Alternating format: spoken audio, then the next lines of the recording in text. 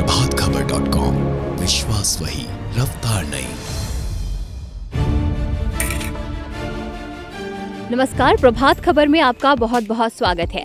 Fencing या तलवारबाजी एक ऐसा खेल जो अक्सर हम त्योहारों में शक्ति प्रदर्शन के तौर पर लोगों को करते देखते हैं। लेकिन तलवारबाजी का ये खेल चर्चा का विषय तब बना जब टोक्यो ओलंपिक में सीए भवानी देवी ने पहली बार क्वालिफाई किया। ओलंपिक के लिए क्वालिफाई करने वाली भवानी देवी फेंसिंग की पहली भारतीय खिलाड़ी बनी। पहली स्पर्धा जीतने के बाद दूसरी स्पर्धा में भले ही वो हार कर पदक जीतने से चूक गई हो, लेकिन उन्होंने इतिहास जरूर रच दिया। हालांकि आज भी भारत में फेंसिंग का ये खेल उतना पॉपुलर नहीं हो पाया है। देश में इस खेल को और भी प्रोत्साहन मिलने की जरूरत है, लेकिन झारखंड में इसकी तैयारी पहले से ही शुरू हो गई है।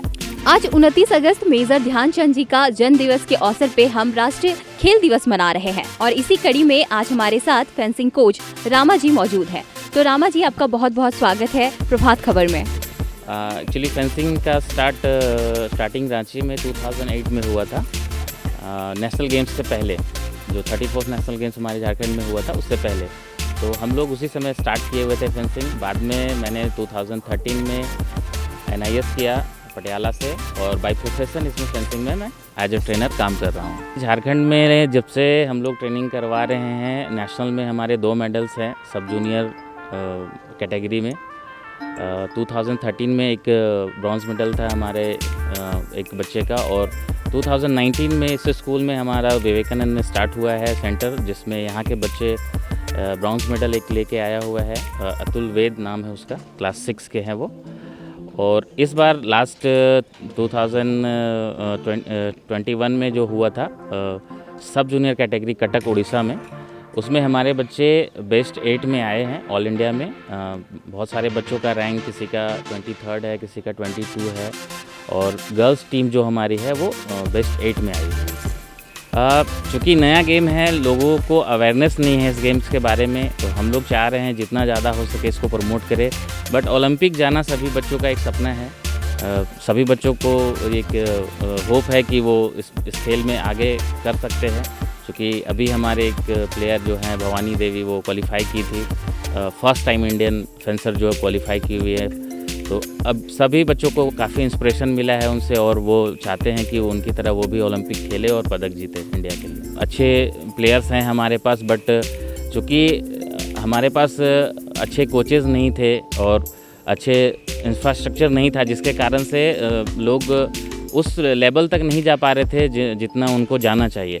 बट अब क्या है कि सेंट्रल गवर्नमेंट से काफ़ी हेल्प मिल रही है और प्लेयर्स को स्पॉन्सरशिप मिल रही है, जो कि बाहर जाके, इंडिया से बाहर जाके ट्रेनिंग कर रहे हैं, एडवांस ट्रेनिंग कर रहे हैं।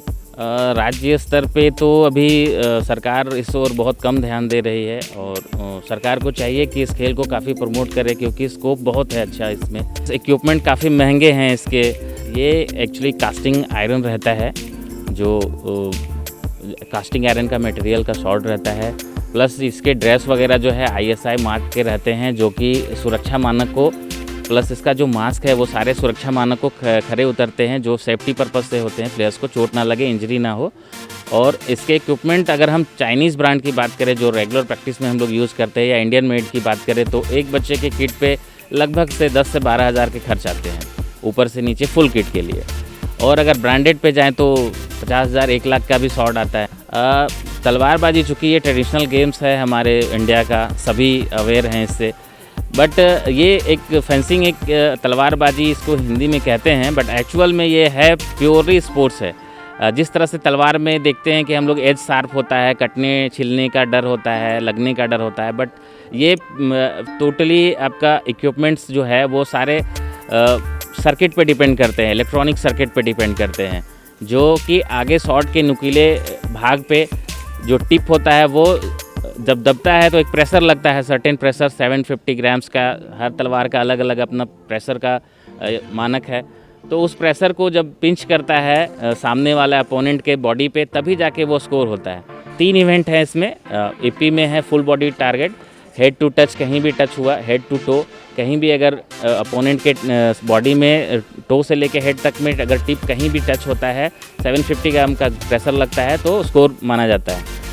फॉल में है कि आपका स्लीवलेस जैकेट होता है इलेक्ट्रॉनिक, जिस पे डीसी करंट फ्लो करते रहता है, उस जैकेट पे ही पर्टिकुलरली पिंच होने पे लाइट स्कोर होता है। और सैबर जो होता है वो वेस्ट से ऊपर हेड तक, नहीं वेस्ट से लेके हेड तक, और यहाँ रिस्ट के इधर पूरा उसका इलेक्ट्रॉनिक जैकेट पहने हुए रहता है फेंसर, जिसमें कि आपका डीसी करंट फ्लो करते रहता है। उस पर टच करने से ही पॉइंट स्कोर होता है अपोनेंट के बॉडी पे। प्रैक्टिस हम लोग अभी हमारे पास जो नेशनल का शेड्यूल है उसमें एक ऐड हुआ है, अंडर 9 भी बच्चे खेलते हैं। तो हमारे पास जो है 9 साल से लेके बच्चे 20, 22, 25 साल तक के बच्चे खेलते हैं जो हमारे ट्रेनिंग सेंटर में हैं। अभी यहाँ रांची में प्रैक्टिस के लिए मोटा मोटी 2 सेंटर है हमारे पास। एक स्टेट एसोसिएशन का सेंटर है जो कि मोराबादी फुटबॉल ग्राउंड में गेट नंबर 14 के पास में हॉल है हमारा, training hall. Due to corona वो बंद है अभी ट्रेनिंग सेंटर, वहाँ पे कोई ट्रेनिंग नहीं चल रही है। एक सेंटर हमारा ये विवेकानंद विद्या मंदिर स्कूल धुरवा रांची में है, जिसमें कि रेगुलर मॉर्निंग में 6 to 8 प्रैक्टिस होती है।